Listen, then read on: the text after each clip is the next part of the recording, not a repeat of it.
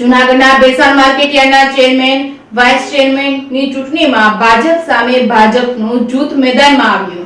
જૂનાગઢના ભેસાણ માર્કેટયાર્ડના ચેરમેન અને વાઇસ ચેરમેનની ચૂંટણીમાં ભાજપ સામે ભાજપનું અન્ય જૂથ સામે આવ્યું છે, જેમાં મેન્ડેટનો અનાદર કરી ભાજપના જ જૂથ દ્વારા ચેરમેન પદ માટે ફોર્મ ભરાયું હતું, જેમાં ભેસાણ માર્કેટયાર્ડના ચેરમેન પદે વજુભાઈ મોવલિયા બિનહરીફ ચૂંટાઈને આવ્યા હતા। વાઇસ ચેરમેન પદે દિનેશભાઈ ભુવા ચૂંટાયા હતા। આ ચૂંટણીમાં ભાજપ સામે ભાજપ જૂથ મેદાને આવતા આજ ભારે રસાકસી જોવા મળી છે। ભેસાણ માર્કેટયાર્ડની ચૂંટણી જિલ્લા રજિસ્ટ્રારના અધ્યક્ષસ્થાને યોજાઈ હતી। જૂનાગઢ જિલ્લાના ભાજપના આગેવાન અને સાબરડેરીના ચેરમેન દિનેશભાઈ ખટારિયા પણ આ યાર્ડ ખાતે પાર્ટીના મેન્ડેટ લઈને આવી પહોંચ્યા હતા। ચેરમેન તરીકે વજુભાઈ મોવલિયા, વાઇસ ચેરમેન તરીકે દિનેશ ભુવાની નામની જાહેરાત કરી હતી। જોકે ભાજપના સામેના જૂથના જ રાજેશ ભુવા અને મેન્ડેટનો ઇનકાર કરી દઈને બળવો કર્યો હતો। ત્યારબાદ જિલ્લા રજિસ્ટ્રારના અધ્યક્ષસ્થાને ચેરમેનની ચૂંટણી કરવામાં આવી હતી, જેમાં ડિરેક્ટર વજુભાઈ મોવલિયા, ડિરેક્ટર રાજેશભાઈ ભુવાએ ફોર્મ ભર્યું હતું, જેમાં 16 ડિરેક્ટરો અને 2 સરકારી પ્રતિનિધિ સહિત કુલ 18 મતદારોએ મતદાન કર્યું હતું, જેમાં વજુભાઈ મોવલિયા 4 મતે ચૂંટાયા હતા, જ્યારે દિનેશભાઈ ભુવા વાઇસ ચેરમેન તરીકે બિનહરીફ જાહેર થયા હતા। નવનિયુક્ત ચેરમેને જણાવ્યું હતું કે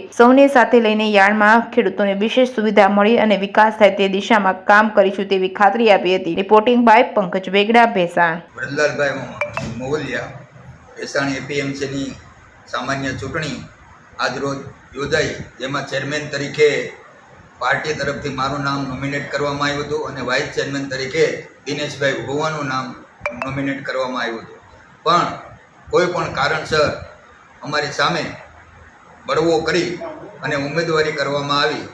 જે 16 મત ચૂંટાયેલા અને 2 મત સરકારના પ્રતિનિધિના હતા, તે 18માંથી 11 મત મને મળ્યા છે, જ્યારે દિનેશભાઈ સામે કોઈ પણ ઉમેદવારી નહોતી અને દિનેશભાઈ બિનહરીફ થયા છે।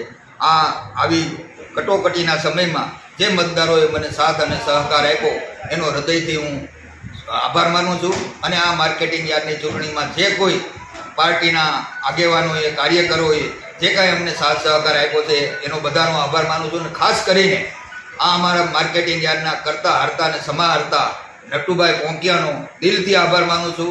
પાર્ટીના પ્રમુખ કિરીટભાઈ પટેલનો પણ હું દિલથી આભાર માનું છું અને અમારો મેન્ડેટ લઈને આવેલા દિનેશભાઈ ખટારિયાનો પણ હું દિલથી આભાર માનું છું। પાર્ટીએ મારા વિશ્વાસ મૂક્યો છે, એ વિશ્વાસ હું સાર્થક કરી અને આ એપીએમસી જ્યારે સૂચિત એપીએમસી તરીકે જ્યારે નોમિનેટ થયું ત્યારથી હું આ એપીએમનો ડિરેક્ટર તરીકે ચૂંટાતો આવ્યો છું અને આજ દિવસ સુધી આ એપીએમનો હું બિનહરીફ ચૂંટાયેલો ડિરેક્ટર છું। અને આજે આ સભ્યોએ મારા વિશ્વાસ મૂકી અને આટલા વર્ષે મને આ માર્કેટિંગ યાર્ડનો તાજ પહેરાવ્યો છે, ત્યારે હું એમાં કોઈ કમી નહીં રહેવા દઉં। બધા સભ્યોને સાથે રાખી ખેડૂતોના હિતમાં અને આ માર્કેટિંગ યાર્ડના હિતમાં અમે કામ કરશું। મારા વાઇસ ચેરમેન તરીકે દિનેશભાઈ પણ નવયુવાન આવ્યા છે, ખૂબ દોડવાવાળા છે, મારો જીગરજાન દોસ્ત છે અને અમે બેયની જોડી માર્કેટિંગ યાર્ડને ખૂબ આગળ વધારશું। નટુભાઈએ જે કામગીરી કરી છે 10 વર્ષ, એમાં ક્યાંય લાંચન લાગવા નહીં દઈએ અને આ માર્કેટિંગ યાર્ડને ઉત્તરોત્તર પ્રગતિના પંથે લઈ જશું। અસ્તુ ભારત માતા કી। મારું નામ છે દિનેશભાઈ ખટારિયા। આજે મને પ્રદેશ ભાજપ અને જિલ્લા ભાજપની સૂચનાથી માનની કિરીટભાઈ પટેલ અને પ્રદેશ ભાજપ અધ્યક્ષ સી આર પાટીલ સાહેબના વ્હીપ સાથેનો અત્યારે હું અહીંયા વ્હીપ લઈને ભેસાણ એપીએમસી માટે આવવાનું થયું। એમાં ચેરમેન તરીકે વજુભાઈ મોવલિયા અને વાઇસ ચેરમેન તરીકે દિનેશભાઈ ભુવાની આજે જે વ્હીપ જાહેર કરી અને બંને ઉમેદવારો, એક વાઇસ ચેરમેન તરીકે દિનેશભાઈ છે એ બિનહરીફ થયા અને વજુભાઈ મોવલિયા અને જે ચૂંટણી લડવાની થઈ એમાં પણ જંગી બહુમતીથી ભારતીય જનતા પક્ષના કાર્યકર્તાઓ અને માર્કેટિંગ યાર્ડના સૌ ડિરેક્ટરોએ જંગી બહુમતી ચૂંટાવ્યા બદલ એમને પણ અભિનંદન આપું છું।